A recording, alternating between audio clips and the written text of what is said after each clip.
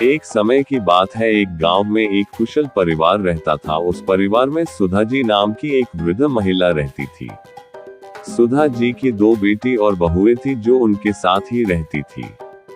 बड़े बेटे अशोक की पत्नी नम्रता संस्कारी और सर्वगुण स्वपन थी। वही छोटे बेटे की पत्नी अनाया चालाक और बहुत तेज दरार थी। एक बार की बात है, सुधा जी और नम्रता मिलकर बहुत सारे लड्डू बनाकर रसोई में रख देते हैं। सुधा जी, बहू मैं मिश्रा जी के वहाँ कुछ काम से जा रही हूँ, तुम लड्डू को थोड़े देर बाद डब्बे में रख देना।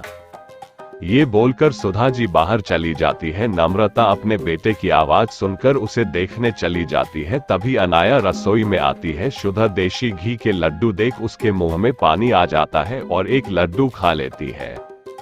अनाया, वाह, इतने स्वादिष्ट लड्डू मैंने कभी नहीं खाए।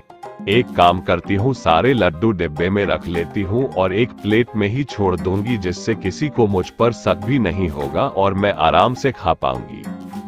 वह लड्डू की प्लेट उठाकर एक डिब्बे में भरकर चुपके से अपने कमरे में ले जाती है और प्लेट में एक लड्डू वही छोड़ देती है। अपने कमरे में जाकर अनाया पेट भर लड्डू खाती है।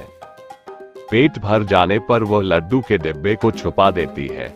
नम्रता अपने बेटे कार्तिक को सुला रही थी, तभी सुधा जी घर आ जाती है। सुधा जी, नम्रता, अरे ओ नम्रता। नम्रता सास की आवाज सुनकर भागी हुई आती है।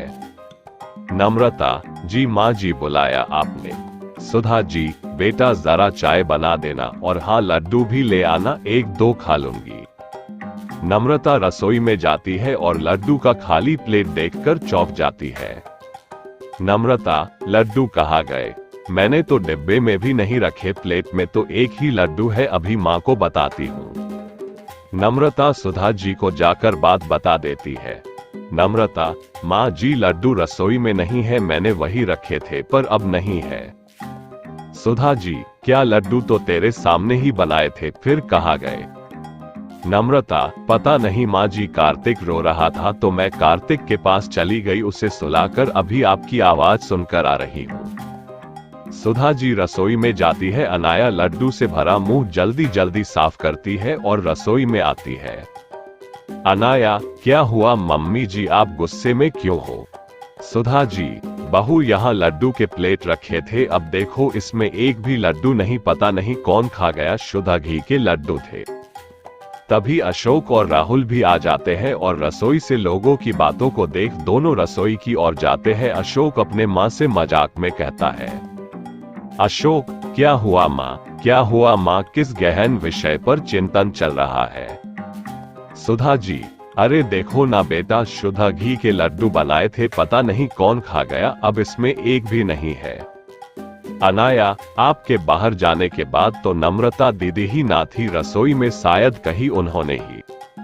नम्रता, अनाया ये क्या बोल रही हो तुम, मैं कार्तिक के पास थी।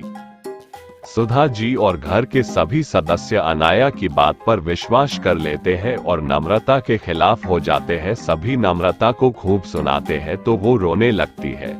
अनाया बहुत खुश होती है, वो खुद से कहती है, इन लोगों को बेवकूफ बनाना कितना आसान है। कुछ दिन बाद सुधा जी काजू और बादाम खरीद कर लाती है और नम्रता को संभाल कर रख देने के लिए कहती है। सुधा जी ये कहकर वह से चली जाती है। नम्रता काजू और बादाम के डब्बे को अलमारी में रख देती है। अनाया काजू बादाम का डिब्बा देख लेती है और रोज मुट्ठी भर करके खूब काजू बादाम खाती है और इसी तरह एक ही हफ्ते में काजू बादाम खत्म हो जाते हैं। सुधा जी, अरे नम्रता, तुझे काजू बादाम लेकर दिए थे, तू तो दिखा भी नहीं रही कि कहाँ रख दिए, हमें भी दिखा दे, हम भी दर्शन कर लेंगे, या मंदिर में रखकर पूजा करेगी तू? नम्रता, जी माँ जी, अलमारी में रखे हैं, अभी लेकर आती हूँ। ये बोलकर नम्रता रसोई में जाती है और काजू बादाम का डिब्बा निकालती है, पर डिब्बे में तो काजू बादाम ना के बराबर थे। ये देखकर नम्रता चौंक जाती है और रोने लगती है। नम्रता की रोने की आवाज सुनकर सुधा जी और घर के सारे सदस्य रसोई में आते हैं। नम्रता को रोता देख सुधा जी बोलती है। सुधा जी, अरे क्या हुआ, रो क्यों रही हो? नम्रता, माँ जी, काजू बादाम यही रखे थे, पता नहीं कहाँ गए। सुधा जी, क्या 4 दिन पहले ही तो लाई थी काजू बादाम का डिब्बा और खत्म भी हो गया। अनाया अपनी चोरी छुपाने के लिए फिर नम्रता पर इल्जाम लगा देती है और कहती है, अनाया, नम्रता जी खाने का मन था तो खाए, लेकिन ऐसे चोरी करना ठीक नहीं है दीदी। सुधा जी, पता नहीं इस घर में क्या हो रहा है, खाने की भी चोरी।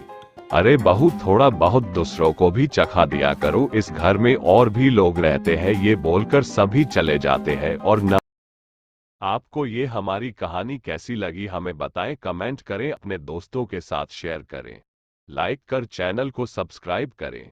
भगवान आपको आपकी मनोकामना पूरी करे, आपके माँ बाप की लंबी उम्र करे। धन्यवाद।